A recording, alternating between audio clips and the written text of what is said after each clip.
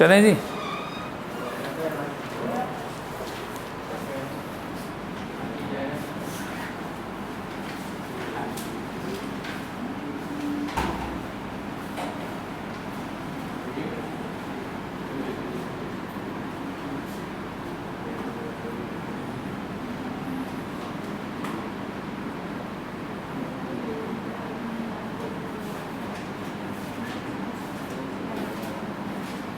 बेटे सुनना बात, इस चैप्टर को करने में हमें लगेंगे अप्रॉक्सीमेटली 3 से 4 दिन, 3 से 4 दिन।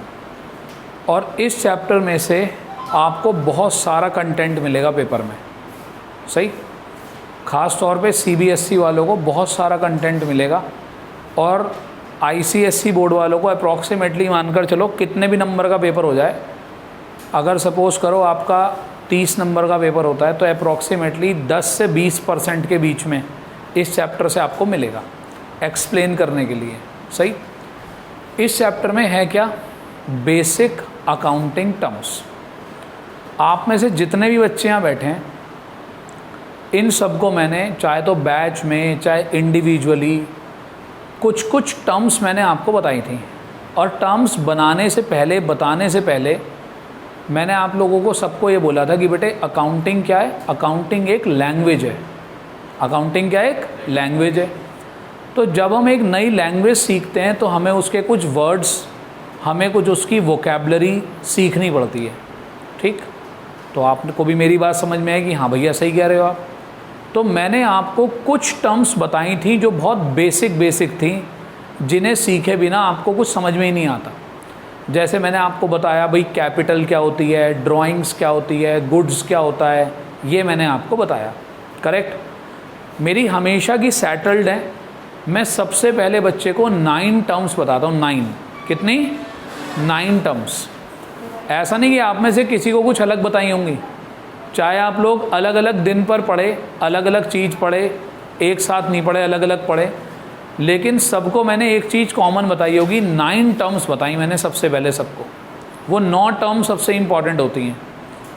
पहली टर्म मैंने आपको बताई थी कैपिटल, फिर मैंने आपको बताया ड्राइंग, फिर मैंने आपको बताया गुड्स क्या होता है, फिर मैंने आपको बोला परचेज़ कब यूज़ करते हैं, सेल वर्ड का क्या यूज़ होता है, डेटर क्या होता है, क्रेडिटर क्या होता है, एसेट क्या होती है, लायबिलिटी क्या होती है। सबसे पहले मैंने ये टर्म्स आपके साथ डिस्कस की थी, करेक्ट। अब हमारा जो चैप्टर है उस चैप्टर में बहुत सारी टर्म्स हैं, ठीक। अभी तो मैंने आपको केवल ये बताया एसेट्स क्या होती है, अभी मैंने आपको ये नहीं बताया एसेट कितने टाइप की होती है। अभी मैंने आपको ये तो बताया लायबिलिटी क्या होती है, लेकिन अभी मैंने आपको ये नहीं बताया कि लायबिलिटी कितने टाइप की होती है, करेक्ट। क्लियर होती है यहाँ तक की बात। अब मैं जो जो टर्म आपको बताऊँगा CBSE वालों के अकॉर्डिंग अप्रॉक्सीमेटली 40 टर्म्स होंगी, 40, करेक्ट। तो 40 अलग अलग टर्म्स, कुछ आपको पहले से आती भी हैं, छोटी छोटी एक एक लाइन की टर्म्स हैं, वो आप आराम से समझ जाएंगे, ठीक है। बेटे एक मिनट अपनी बुक आप दिखा दो मुझे, आपको ही बता देता हूँ आपको कहाँ से पढ़ना है, कौन सी वो पढ़नी है। हाँ, तो आपके उसमें होंगी फर्स्ट में इवोल्यूशन ऑफ अकाउंटिंग छोड़कर basic accounting term first chapter में है, ठीक है।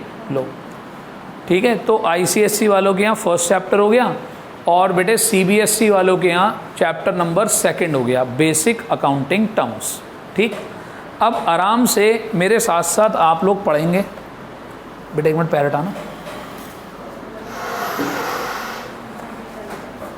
चलिए अपनी बुक अपने साथ रखिएगा, बुक का बड़ा रोल है, बुक में बहुत सारी चीज़ें हम नोट करेंगे इसकी। चैप्टर 2।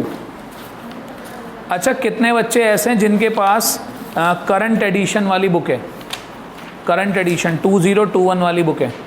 एक्चुअली 2021 वाली TS ग्रेवाल में एक फ़ायदा ये हुआ कि उन्होंने जो बिल्कुल उसका एग्जैक्ट मीनिंग है वो पहली लाइन में लिख के हाईलाइट कर दिया, पहली लाइन में लिखा हुआ और हाईलाइट करा हुआ है। चलो अब एक एक करके मेरी बात समझते रहना बेटे। सबसे पहली टर्म जो हमें समझनी है, मैंने आपको बातों बातों में ही बता दी थी। मैंने कहा था बेटे बिज़नेस के अंदर ना बहुत सारे लेन देन होते हैं। आपने कहा भैया वो क्या होता है? मैंने कहा बेटे जब बिज़नेस कुछ खरीदेगा बेचेगा, किसी को पैसे देगा लेगा, इन सब को हम नाम देते हैं बिजनेस ट्रांजैक्शंस। क्या नाम देते हैं? बिजनेस की ट्रांजैक्शंस। बिजनेस जो भी लेन देन करता है उसको हम बोलते हैं बिजनेस ट्रांजैक्शंस। तो आपकी बुक के अकॉर्डिंग जो पहली टर्म है, पहली टर्म का नाम है बिजनेस ट्रांजैक्शन। क्या नाम है? बिजनेस ट्रांजैक्शन है। और यहाँ पर लिखा है it is an exchange of money, goods and और सर्विस। एक्सचेंज ऑफ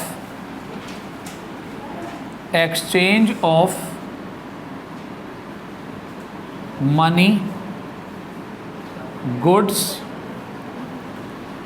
एंड या और सर्विस।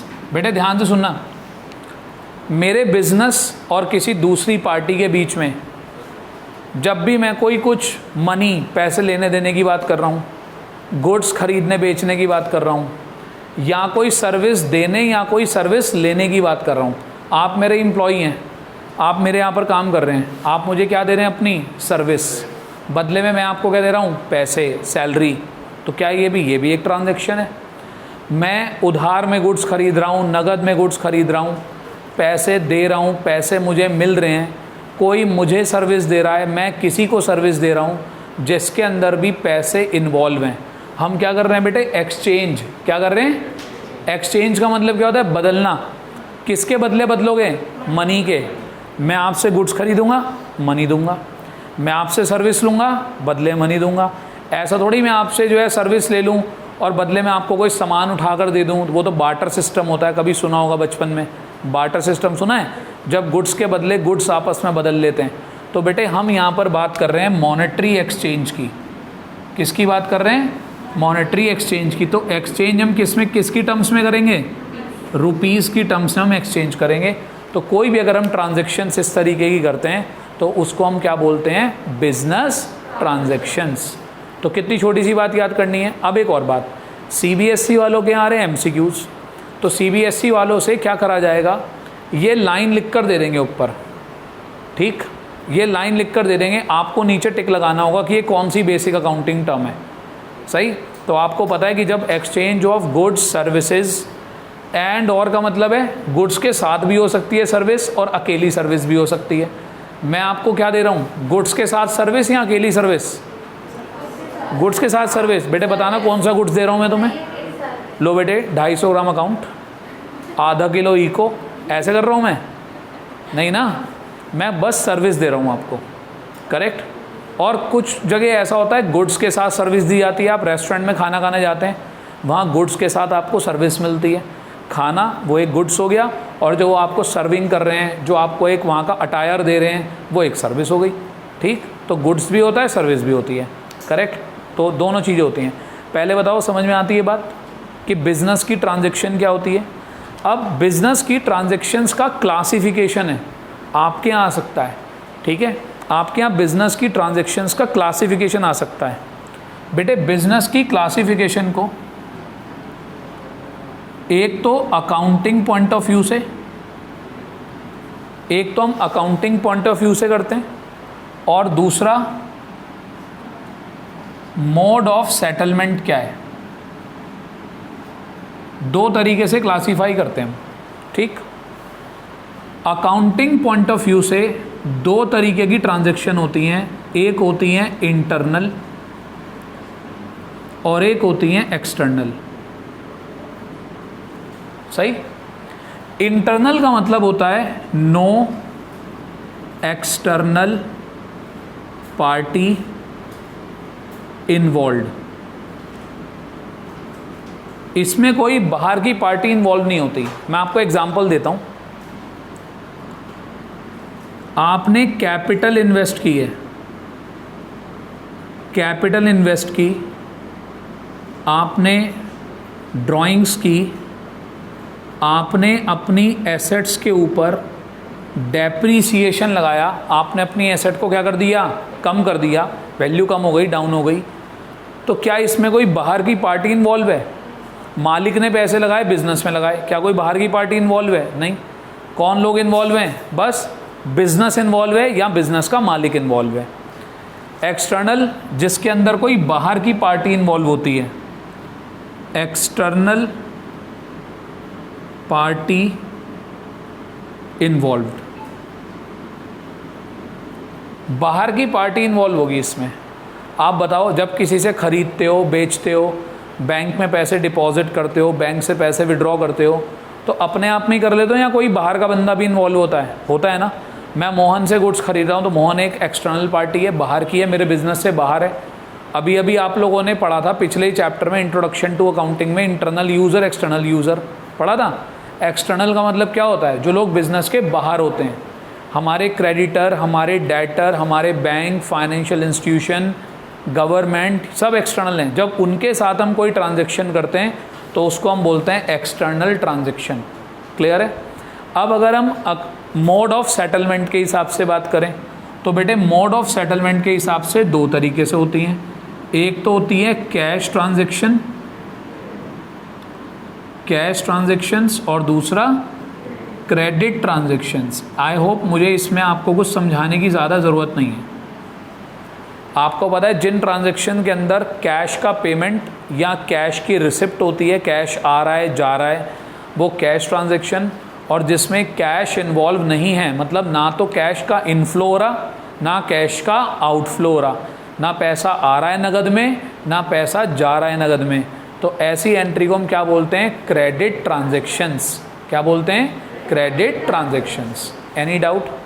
कोई समस्या यहाँ तक की तो बताओ। पक्का? ट्रांजैक्शन की बात पूरी की पूरी समझ में आ गई? चलिए उसके बाद आगे चलते हैं। हटा रहा हूँ मैं इसको। तो ये बेटे समझते चलना है। पहले मैंने आपको जब पहली बार में पढ़ाया, अच्छा वैसे इस वाले पूरे चैप्टर की रिकॉर्डेड वीडियो भी है, एक घंटे की वीडियो थी, उसमें ये सब एक्सप्लेन कर रखे हैं। लेकिन देखो रिकॉर्डेड ही होती है, और फेस टू फेस हमेशा फेस टू फेस ही होता है। सही? जितना impact face to face teaching का होता है उतना किसी और चीज़ का हो ही नहीं सकता कभी भी। समझे बात? तो वो तो देखो एक एमरजेंसी सिचुएशन थी, या भगवान ना करे ऐसा इन फ्यूचर हो तो एक एमरजेंसी सिचुएशन होगी तो हम करेंगे ऐसा। अगर जब तक ऊपर वाले की कृपा चल रही है, सब कुछ ठीक ठाक है, जब तक तुम मास्क नाक के ऊपर लगा रहे हो तब तक ठीक है मामला। ठीक लगा लो भैया, मैं नहीं लगा सकता, तुम तो लगा सकते हो। मैं मास्क लगाऊंगा तो बोलेगा कौन? ठीक, पहले बताएं यहाँ तक क्लियर है? अरमा आप 2 दिन से एब्सेंट कैसे हैं? अब ठीक है? पक्का? छुट्टी चाहिए तो ले लो, 15-20 दिन की चाहिए ले लो। हाँ बिल्कुल। अगर तबीयत ख़राब है तो छुट्टी की कोई मनाही नहीं है मेरी तरफ। ये कौन है जो खांस के दिखा रहा है? तो कल से बैच बंद कर दूँ? सारे खांस के दिखा रहे हो। हाँ जी। अब अगला सुनो बेटे, अगली एक टर्म होती है अकाउंट। क्या होती है? अकाउंट। सही? अब देखो ये तो तुम्हारे मेरे बीच की बात है, मैं तो बिल्कुल हिंदी भी लिखूंगा, इंग्लिश में लिखूंगा, जिसमें मुझे लगता है मैं आपको ज़्यादा अच्छा समझा पाऊँ। हिंदी में अकाउंट को कहते हैं खाता। क्या कहते हैं? ये वाला खाता नहीं, अकाउंट को भी खाता बोलते हैं हिंदी में। कभी सुना होगा? एक बच्चा कह रहा है नहीं जी मैंने नहीं सुना, मैं तो अभी अभी अमेरिका से आया हूँ ना, मेरे को तो अंग्रेजी आती है समझ में, हिंदी आती नहीं मेरे को समझ में। ये बिहेवियरल लैंग्वेज है। कल को आप लोग बिज़नेस करेंगे या बिज़नेस संभालेंगे तो क्या सारे इंग्लिश बोलने वाले लोगों से ही मिलेंगे? हैं दुकान पे बैठ के इंग्लिश ही बोलोगे? बाहर लगा दोगे हिंदी नॉट अलाउड? भाई हर चीज़ पता होनी चाहिए। खाता किसको बोलते हैं? अकाउंट किसको बोलते हैं? वैसे तो अब आप लोगों को बहुत अच्छे समझ में आ चुका। आप लोगों ने अभी अभी रिसेंटली कैश बुक बनाई थी मेरे साथ साथ, कैश बुक।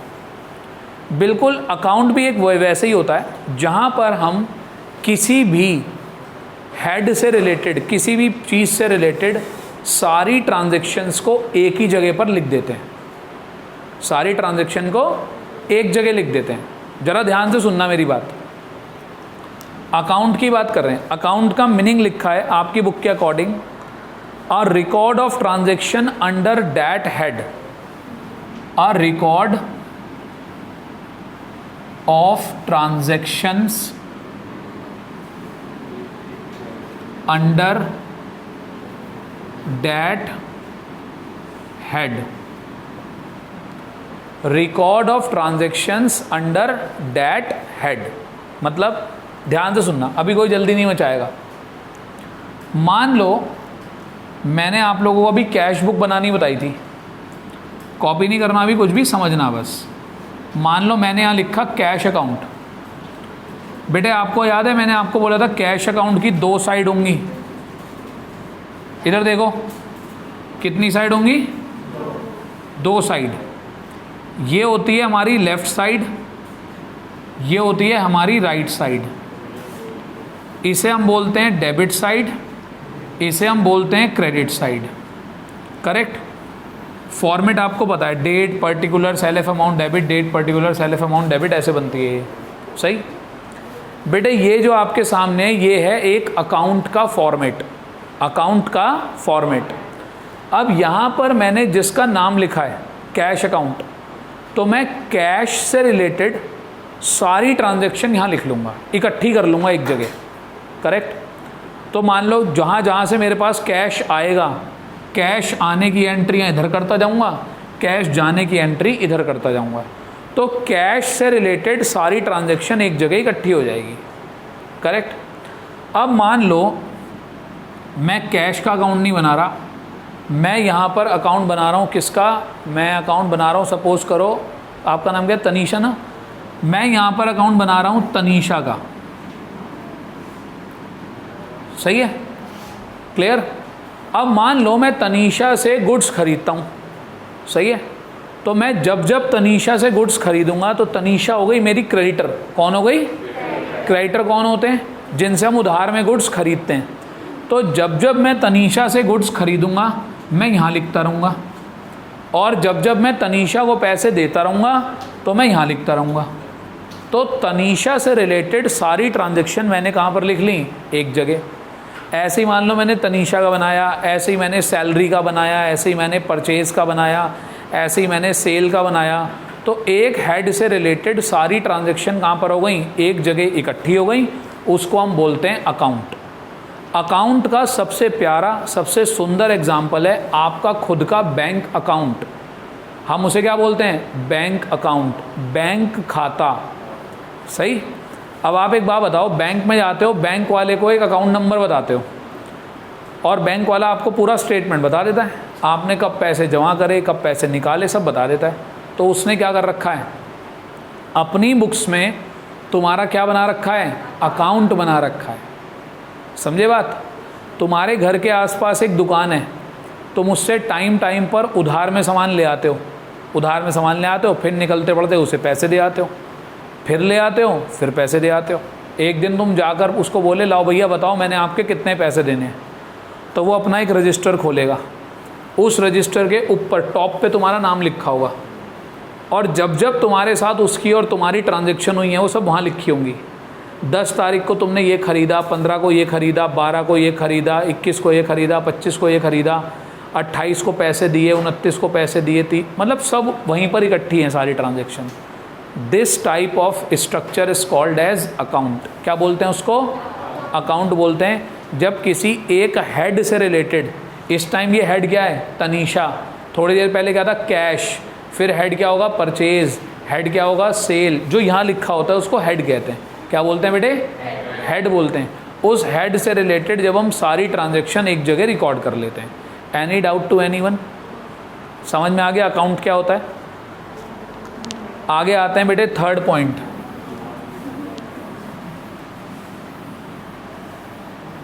सही।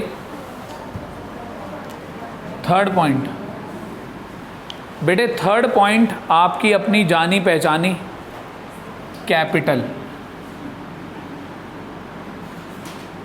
क्या है? कैपिटल। सही। कैपिटल का मतलब होता है मनी और anything invested in the business by the owner. सही। ये बात सबको पता है ना? बोलो हाँ या ना। अब एक बात मैं याद दिलवाता हूँ, आप भी याद रख कर लेना एक बार दोबारा से। मैंने शुरू से लेके अब तक आपको हमेशा क्या पढ़ाया है कि बिजनेस और बिजनेसमैन दोनों एक ही होते हैं, अलग अलग होते हैं? बेटे बिजनेस और बिजनेसमैन दोनों क्या होते हैं? अलग अलग। लीगल पॉइंट ऑफ व्यू से तो दोनों एक हैं, लेकिन अकाउंटिंग करने के लिए हम दोनों को क्या मानते हैं, अलग अलग मानते हैं।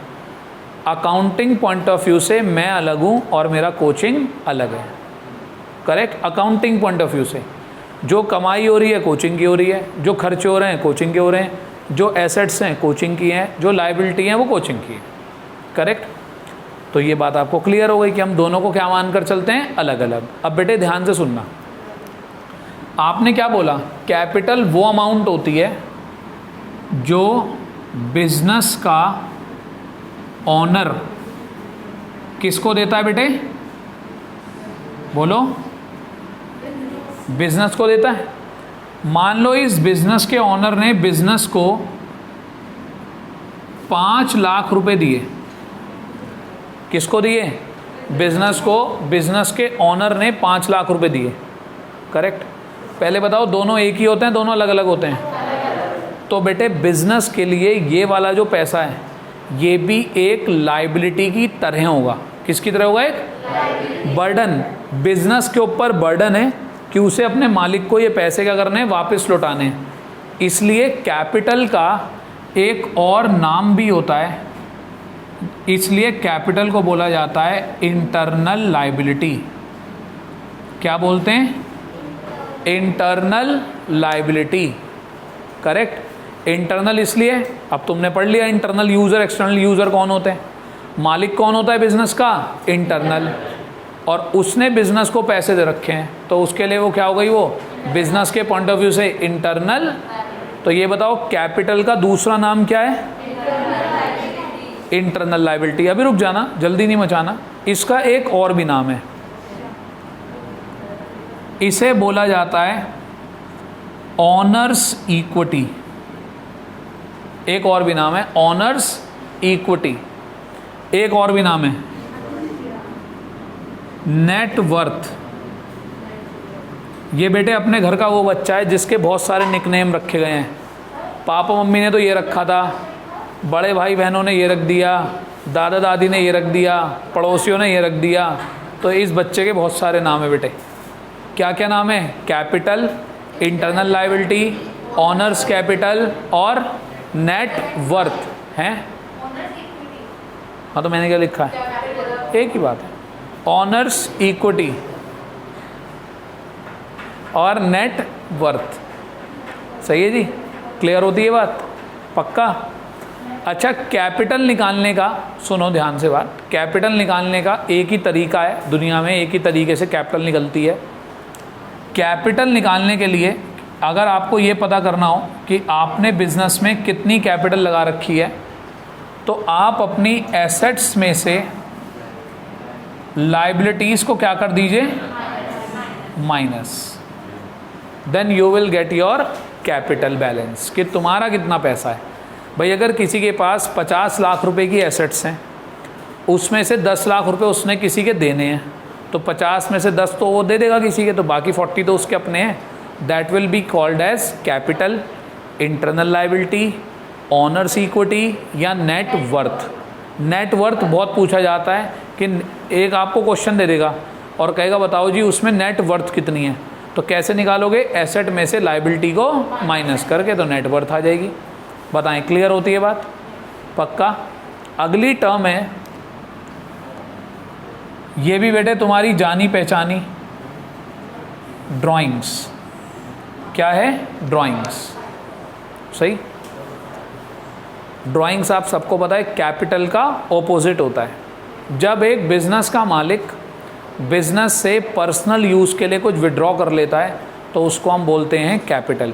मैंने आपको ड्राइंग्स, मैंने आपको हमेशा एक बात बताई, क्या नाम में मत जाना कि वो कर क्या रहा है उस पैसों का क्या कर रहा है उसको मत ध्यान देना, बस ये ध्यान देना कि वो उसका पर्सनल एक्सपेंस है। अब वो चाहे वो अपने घर के लिए टमाटर आलू खरीद रहा हो, चाहे वो अपने बच्चे के लिए साइकिल खरीद रहा हो, चाहे वो हेलीकॉप्टर उड़ा रहा हो, हमें उससे कोई मतलब नहीं है। उसने अगर बिज़नेस के पैसे बिज़नेस के अलावा अपने घर में यूज़ करे या बिज़नेस से गुड्स निकाल के ले गया अपने घर, वो भी क्या है, ड्राइंग्स। भाई हम जिस चीज़ में बिज़नेस करते हैं उसको हम गुड्स बोलते हैं। उसे सामान की ज़रूरत थी, उठाकर अपने घर ले गया, तो वो भी क्या कहलाएगा, ड्राइंग्स कहलाएगा आपका। क्लियर है। लिखने की ज़रूरत तो नहीं है, सबको क्लियर है कि बिज़नेस का ऑनर पर्सनल यूज़ के लिए जब कैश या कोई और चीज़ बिज़नेस से विड्रॉ कर लेता है, that will be called as drawings. Any doubt to anyone? आगे चलते हैं। अब अगला पॉइंट है लाइबिलिटीज़। इस पे आपको बहुत ध्यान देना है, बहुत ही अच्छे से आपको इस पे फोकस करना है।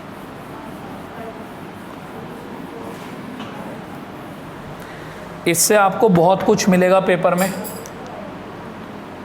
कितनी टर्म हो गई? नहीं, 4। 5th टर्म है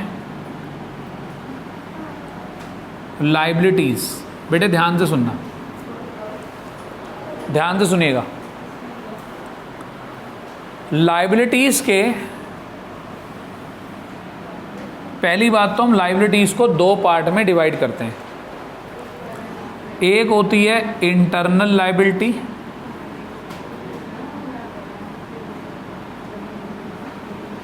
और एक होती है एक्सटर्नल लाइबिलिटी। जल्दीबाजी नहीं, आराम। क्या हो गया बेटे? कुछ समझाना चाहती हो आप? यहाँ के आ जाओ, आ जाओ बेटे। आराम समझाएगी इसको, इंटरनल एक्सटर्नल दोनों बहुत अच्छे से आती हैं। आओ बेटे आ जाओ, चलो अच्छा समझ लो फिर। अच्छा ये बताओ, अभी 2 मिनट भी नहीं हुए शायद बताए हुए, इंटरनल लाइबिलिटी का दूसरा नाम क्या था? तो ये बात तो अब मैं बिल्कुल नहीं समझाऊंगा कि इसमें कुछ बताने वाली बात ही नहीं है। यानी कि मालिक से जो पैसे लिए हैं वो मालिक को लौटाने हैं, तो वो तो कहलाती है हमारी इंटरनल लाइबिलिटी। ख़त्म हो गई बात। अब बात आती है बाहर वालों को जो पैसे लौटाने हैं, सही। अब वो होते हैं 2 टाइप के। एक होती है नॉन करंट लाइबिलिटी और एक होती है करंट लाइबिलिटी। देखो, एक्सटर्नल लाइबिलिटी का मतलब है पेबल टू आउटसाइडर्स। जो हमें बाहर के लोगों को पैसे देने हैं उन्हें हम बोलते हैं एक्सटर्नल लाइबिलिटी, सही। अब ध्यान से सुनना, इन दोनों का क्या मतलब है। कोई लाइबिलिटी जिसका पेमेंट मोर देन 12 मंथ्स में होना है, जिसका पेमेंट 12 महीने के बाद होना है, उसे तो हम बोलते हैं नॉन करंट लाइबिलिटी। क्या बोलते हैं? Current, non current liability. और जिसका पेमेंट विद इन 12 मंथ्स होता है उसको हम बोलते हैं करंट लाइबिलिटी। दोबारा बता देता हूँ, लाइबिलिटी का मतलब होता है बिजनेस के ऊपर बर्डन, बर्डन ऑफ पेमेंट। अब अगर वो बर्डन अपने मालिक को देना है तो उसको बोलते हैं इंटरनल लाइबिलिटी यानी कि कैपिटल। अगर किसी बाहर वाले को देना है तो वो होती है एक्सटर्नल लाइबिलिटी। बाहर वाले को अगर 12 महीने के अंदर अंदर देना है, 12 महीने से कम टाइम पीरियड के अंदर वापस करने पैसे, तो करंट। और अगर 12 महीने के बाद वापस करने हैं तो नॉन करंट। सीधी बात, सही है। पेपर में हर एक पे, CBSE वालों के लिए तो मान लो हर एक पॉइंट पे MCQs हैं, हर पॉइंट पे MCQs। और ज़्यादा परेशान करने पे आ गया अगर टीचर, वो क्या करेगा, एक पूरी केस स्टडी सी बना देगा कि जी एक बिज़नेस शुरू करा इतने लाख रुपए लगाकर, फिर गुड्स खरीदा हमने, फिर ये खर्चे करे, ये खर्चे करे, ये खर्चे करे। अब नीचे आपसे पहला पॉइंट पूछेगा what will be the internal liability, तो तुम्हें ढूंढना ऊपर से कैपिटल। अच्छा, कैपिटल को ही तो बोलते हैं इंटरनल लाइबिलिटी। ढूंढ कर बताना पड़ेगा कैपिटल कितनी है। फिर दूसरे में पूछ लेगा what is the external liability, बाहर वालों के कितने पैसे देने हैं उसका टोटल करना पड़ेगा, ढूंढना पड़ेगा। समझे बात? तो इस तरीके से आपको घुमाया जा सकता है। ऊपर कह देगा कि जी हमने बैंक से 5 लाख रुपए का लोन लिया है, नीचे पूछ लेगा आपकी जो है नॉन करंट लाइबिलिटी कितनी है। तो बेटे बैंक से अगर आपने लोन लिया है, जब तक कुछ नहीं कहा जाता, 1 साल से ज़्यादा का होता है, तो क्या कहलाएगा वो? आपकी नॉन करंट लाइबिलिटी। आपको कह देगा एक स्टाफ को 10,000 रुपये सैलरी देनी है, देनी बाकी अभी दी नहीं है, तो ये करंट है या नॉन करंट है? करंट है। बेटे अगर किसी की सैलरी देनी है तो उसे ये थोड़ी कहोगे, वो आया भाई साहब कह रहा भाई साहब मेरी सैलरी दे दो, मैंने कहा आ जाइयो 18 महीने बाद, कह रहे हैं मैंने कहा अच्छा कोई बात नहीं, चल 1 साल बाद आइयो, अभी नहीं मिल रही। भाई ये रनिंग एक्सपेंसेस होते हैं, ये इनका उधार 1-2 महीनों का ही होता है और उसके बाद हम उसका पेमेंट कर देते हैं, करेक्ट। तो इस तरीके से आपसे पूछा जा सकता है। बेटे देखो, मेरा हमेशा मानना रहा है पेपर के केस में हमेशा वर्स्ट टू वर्स्ट पेपर के लिए तैयारी करके जाया करो। अपने आप को ज़्यादा पॉजिटिव करके मत रखो, कुछ नहीं, बहुत आसान आएगा पेपर, बहुत ही आसान। मतलब ऐसा पेपर आएगा यूँ उड़ाऊँगा यूँ, बच्चों वाला पेपर आएगा बच्चों वाला। ये सोचना तो बहुत बड़ी बेवकूफ़ी है, ख़ास तौर पे 11th-12th के केस में। यहाँ तो आप सोच के जाओ पेपर आएगा ख़राब, टीचर है बहुत ख़राब, बोर्ड है बहुत ख़राब, सब हमारे पे करेंगे अत्याचार, हमें देंगे गंदे गंदे क्वेश्चन, तो उसके हिसाब से तैयारी करके जाओ। तो अगर हल्का पेपर आ भी गया तो बोनस है तुम्हारे लिए, और नहीं तो टफ़ की तो तुम तैयारी करके गए थे। हमेशा टफ़ पेपर की तैयारी करके जाने। देखो पहली बात, 9th-10th वाली अप्रोच कृपा करके अपने घर छोड़ के आ जाना। 11th-12th में 9th-10th की कोई बात नहीं अप्लाई होती, ना कोई कॉन्सेप्ट लगता वहाँ का। वहाँ पढ़ने का तरीका अलग होता है। मुझे नहीं पता आप में से कोई कैसे पढ़ा था, क्या पढ़ा था, लेकिन जब मैंने आपसे परसेंटेज पूछी हर बच्चे ने बता दी 80%, 85%, 90%, 92%, 93%, इतनी आपने मुझे परसेंटेज बताई, करेक्ट। आपकी आई भी होंगी, ऑब्वियस सी बात है। मुझे नहीं पता आप कैसे पढ़े थे, कैसे नहीं पढ़े थे, लेकिन इतनी परसेंटेज 11th-12th में लाने के लिए भाई साहब तुम्हारी हाइट घिस जाएगी, 2-2 इंच सारे छोटे हो जाओगे, इतनी मेहनत करनी पड़ेगी, समझे बात। 11th क्लास में 93% लाने का मतलब तो तुमने बहुत ही मेहनत करी है, ये मानकर चलना। 11th में बहुत कम आती है परसेंटेज, क्योंकि होम एग्ज़ाम होते हैं, टीचर पहले तुम्हारा रेगुलेटर टाइट करके चलेंगे। उन्होंने अगर यहीं तुम्हें 99% दे दिए, तुम तो हवा में उड़ते फिरोगे। फैज़ भाई के आगे 99%, अगले दिन टीचर ने कुछ कह दिया, फैज़ भाई कह रहे हैं चल साइड हो जा, 99% आए मेरे, फालतू बात करने की ज़रूरत नहीं है कि नहीं। बच्चे तो बेटे हवा में उड़ते फिरेंगे, नाचते फिरेंगे सारे में, वो नहीं पढ़ने के 12वीं क्लास, कहेंगे मेरे तो 11th में ही आ गए जितने आने थे, देखो 99% ले आए और क्या चाहिए। खुद को टीचर से भी इंटेलिजेंट मानेंगे, कहेंगे ज़रा मैं तेरे को 2 कॉन्सेप्ट मैं बताता हूँ, तेरे को सही से याद कर लियो। तो ये ध्यान रखना, 11th क्लास में तो बिल्कुल स्ट्रिक्ट होती है मार्किंग, तो ढंग में पढ़ के जाना, अच्छे से अच्छे। क्लियर है यहाँ तक की बात? कोई डाउट है किसी को तो बताओ, पक्का। अब तुम क्या कह रहे हो कि भैया कल परसों में आप हमारा इसका एक भयानक सा टेस्ट ले लेना, चलो ठीक है, ऐसे ही सही तुम कह रहे हो तो, अब मैं तुम्हारी बात टालता नहीं, बस तुमने कह दिया तो मैं ले लूँगा टेस्ट।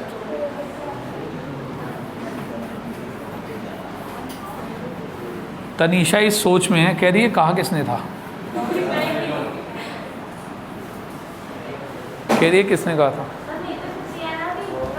हैं बेटे तुम्हारी छुट्टी है, लेकिन टेस्ट से छुट्टी थोड़ी है। मुझे भी जरा बुखार सा लग रहा है। हाँ बुखार हो ही जाएगा बेटे,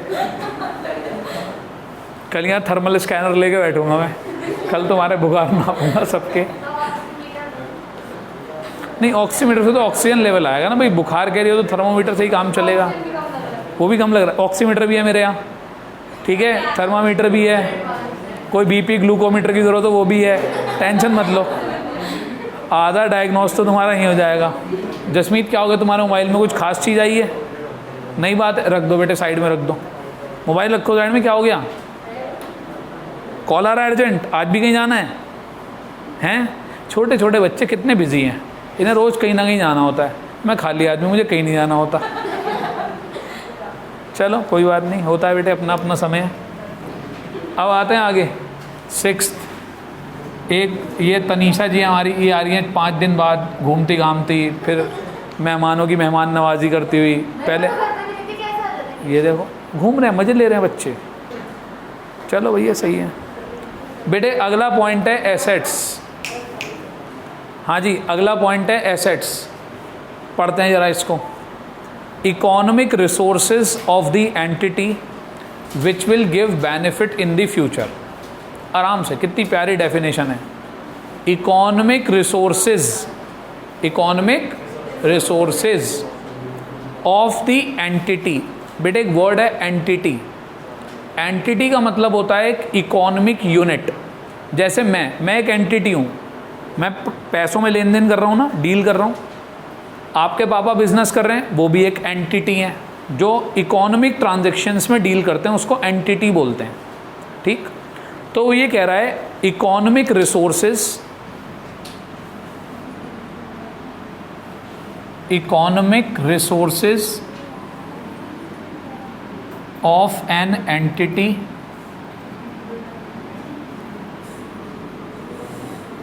which give benefit in future, future में बेनिफिट देंगे भी, या जिन्हें हम लॉन्ग टाइम के लिए लेते हैं उन्हें हम बोलते हैं एसेट्स। करेक्ट, क्या जी? In future. अच्छा ये बेटे ये एफ है, ये भी एफ है। अब वो तो टी था, वो एफ क्यों बनवा दिया तुमने मुझसे? ठीक है, तो ये होती है हमारी एसेट्स, जिसे मैं आपको पहले भी समझा चुका, लेकिन मैंने पहले आपको ऐसे बोला बेटे properties of the business are called as assets. ये डेफिनेशन बच्चे को जल्दी समझ में आ जाती है। बिजनेस की प्रॉपर्टीज, यहाँ पर भी तो वही बात है। उस प्रॉपर्टीज वर्ड को यहाँ पर क्या बोल दिया हमने? Economic resources. Economic resources and property are the same thing. Correct, जो मेरा है that is called my property. तो प्रॉपर्टी होती है इकोनॉमिक रिसोर्स किसी भी एंटिटी का जो उसे बेनिफिट देते रहते हैं। करेक्ट, आती है यहाँ तक की बात समझ में? पक्का। अब अगर हम आगे आएँ तो एसेट्स का क्लासिफिकेशन होता है बेटे।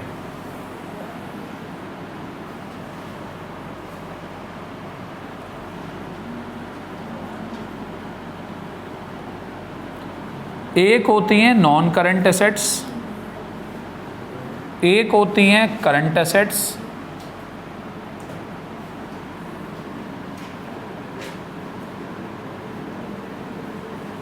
एक होती हैं फिक्टिशियस एसेट। फिक्टिशियस एसेट्स, आराम से सुनना बेटे। Non current asset, current asset, fictitious assets, ध्यान से सुनना। नॉट मीन्ट फॉर रीसेल और कन्वर्टिंग इनटू कैश। आराम से समझना बेटे। नॉट मीन्ट फॉर रीसेल, वो एसेट्स जो मैंने खरीदी लेकिन मेरा खरीदते हुए उन्हें बेचने का कोई इरादा नहीं था। नॉट मीन्ट फॉर रीसेल, मैं उसे खरीद के लाया हूँ आगे बेचने के लिए नहीं, यूज़ करने के लिए। उसे हम बोलते हैं नॉन करंट एसेट्स। क्या बोलते हैं? Non current assets. जिसे लगता है कि मैं 12 महीने से ज़्यादा यूज़ करूँगा। यूजुअली इसका जो टाइम पीरियड होता है 12 महीने से ज़्यादा होता है। करेक्ट, यानी कि वो एसेट जो मुझे लगता है कि मैं 12 महीने से ज़्यादा यूज़ कर लूँगा, मेरा उन्हें बेचने का कोई टारगेट नहीं है, मैं लाया हूँ और मैं उन्हें यूज़ करूँगा। करेक्ट बेटे, खरीदते हुए ये टारगेट था। मैं ऐसा नहीं कह रहा, तुम सपोज़ करो एक मशीन खरीद के लाए, 3 महीने बाद ही वो ख़राब हो गई, बुरी तरीके से ख़राब हो गई, सही भी नहीं हो सकती, ये भी नहीं वो भी नहीं, तुमने उसे बेच दिया।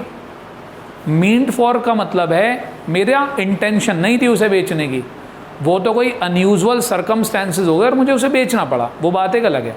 मैं ये नहीं कह रहा हम उसे बेचते नहीं हैं, बेचते हैं, लेकिन हमारा टारगेट नहीं होता उसको बेचने का। करेक्ट। अच्छा बेटे, करंट एसेट क्या होती हैं? विच arise in the normal course of business.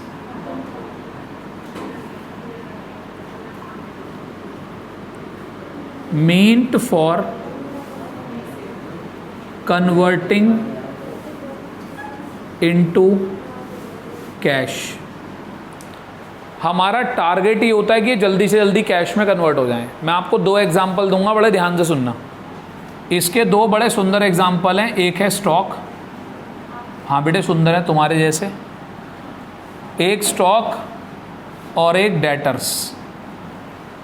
Stock, तुम्हारी दुकान में स्टॉक पड़ा हुआ है, बताओ तुम क्या चाहते हो कि ये स्टॉक 5 साल तक यहीं पड़ा रहे। हे भगवान, इसे यहीं रखना, इसे बिकने मत देना, ये बिल्कुल ना बिके, मैं तो ऐसा चाहता हूँ। कोई चाहता होगा ऐसा? बेटे जो चाहता होगा उसकी तबीयत ख़राब चल रही है, कोविड का असर उसके दिमाग पे हुआ होगा। कोई नहीं चाहता ऐसा। आप बताओ, गुड्स के केस में हर बंदा क्या चाहता है? जल्दी से जल्दी बिके, मेरे पैसे आए मेरी जेब में। डेटर्स कौन होते हैं? जिनसे हमने पैसे लेने हैं, जिन्हें हमने उधार में माल बेचा है। मैंने आपको उधार में माल बेचा है, मैं कह रहा हूँ हे भगवान सुरभि मेरे पैसे ना दे 10 साल तक, बिल्कुल ना मिल पाए मेरे इससे पैसे, मैं इसे बिल्कुल कन्वर्ट नहीं करना चाहता कैश में। ऐसा होता है क्या? हम अपने डेटर्स से क्या चाहते हैं? जल्दी से जल्दी से जल्दी। कल का भी इंतज़ार नहीं है भाई, सामान ले गया भाई पैसे दे जा, पैसे पहले दे जा, सामान लेता रही हो जब लेना हो तुझे। आ रही है बात समझ में?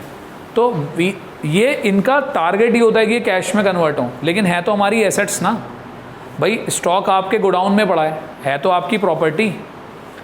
डेटर आपने लोगों से पैसे लेने हैं तो आपकी प्रॉपर्टी ना, कल को आपको उससे पैसे मिलेंगे। बोलो आती है बात समझ में?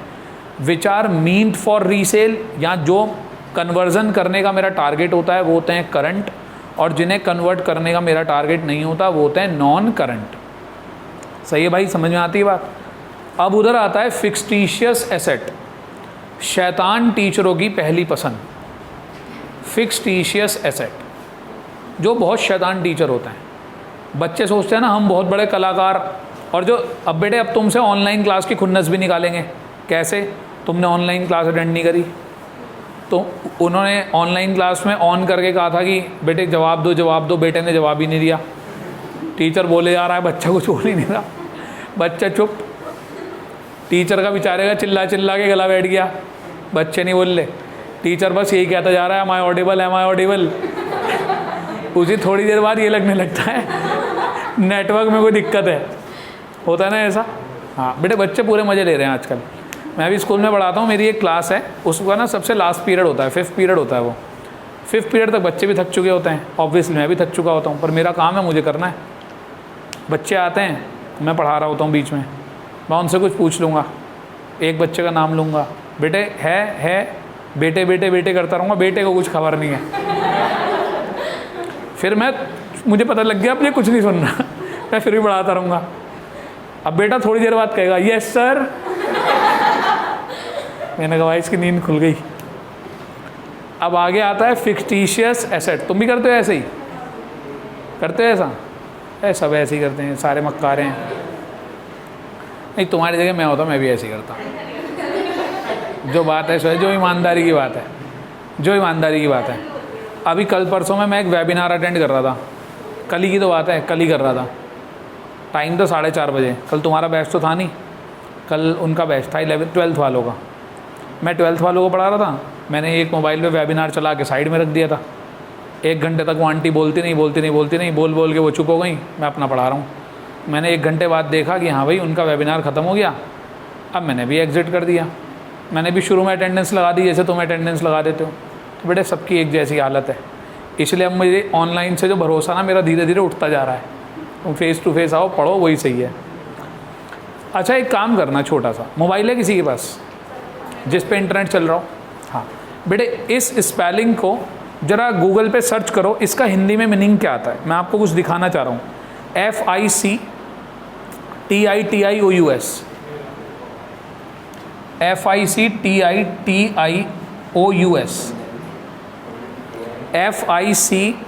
FICTITIOUS, काल्पनिक। ठीक, जो है नहीं, जाली, फेक, फर्जी, फ्रॉड, झूठा। ठीक है, आती है बात समझ में? फेक एसेट्स, झूठी एसेट्स, सभी लोगों ने यही सर्च करा ना। कोई कह रहा है कि भैया इसका एक हिंदी मीनिंग आया निकल के काल्पनिक। काल्पनिक मतलब इमेजिनरी, अपने पास से ही बना ली हमने, सच में एसेट नहीं है। भैया सच में एसेट नहीं है, लेकिन एसेट बना ली, मतलब ध्यान से सुनना, fictitious asset are not real assets. ये असली एसेट नहीं होती, ध्यान से सुनना। दीज आर एक्सपेंसेस या लॉसेस। ओए सामने देखो, ये होते हैं खर्चे या नुकसान। Which are not written off and presented as asset। कायदे में ये एसेट होती ही नहीं, ये होते हैं कोई खर्चे या कोई नुकसान जिन्हें अभी मैंने अपनी बुक्स में एक्सपेंस या लॉस नहीं माना और मैंने उन्हें एक एसेट की तरह क्या कर दिया, शो कर दिया। तो असली में ये एसेट होते ही नहीं। इसकी डेफिनेशन लिखी हुई आ जाएगी और इसके नीचे लिखे होंगे 4 ऑप्शन। तो आपको बिल्कुल ध्यान से पढ़ना है। जो रियल एसेट्स नहीं होती वो कौन सी एसेट्स होती हैं? फिक्सटिशियस एसेट। फिक्सटिशियस का मतलब होता है झूठा, जो दिखावा कर रहा होता है एसेट का, लेकिन वो असली में एसेट नहीं है। यहाँ तक कोई डाउट है किसी को तो प्लीज़ बताएं। कोई डाउट नहीं है। अब आप एक काम करेंगे, ये मैंने 6 टर्म्स तक बताई हैं। टर्म नंबर 7, 8, 9, 10 आप होमवर्क में पढ़कर आएंगे। होमवर्क है टर्म नंबर 7, 8, 9, 10। सही है? कितनी टर्म पढ़कर आएंगे? 4 आगे की। अभी सुनना मेरी बात बहुत ध्यान से। पहले मैंने आपको ये करा दिया बिल्कुल इजी तरीके से, थोड़ी सी टर्म्स बता के। अब हम क्या कर रहे हैं? पूरा चैप्टर कर रहे हैं धीरे धीरे। अब पूरा चैप्टर करेंगे, एक एक पॉइंट करेंगे इसका, फिर इसके एमसीक्यू करेंगे। बुक के एमसीक्यू कर लिए आप लोगों ने फर्स्ट चैप्टर के। कल सबकी बुक चेक करूंगा कि फर्स्ट चैप्टर के एमसीक्यू टिक लगा रखे नहीं लगा रखे। समझे बात? और पढ़ के टिक लगाने, ऐसे ही नहीं कि भाई ज़रा तू आंसर बोल, ए, दूसरे का बी, तीसरे का सी, यहाँ पीछे से आंसर शीट निकाली और टिक मार ली है। पढ़ के करने ईमानदारी से। ठीक है जी? चलिए, धन्यवाद आपका बहुत बहुत।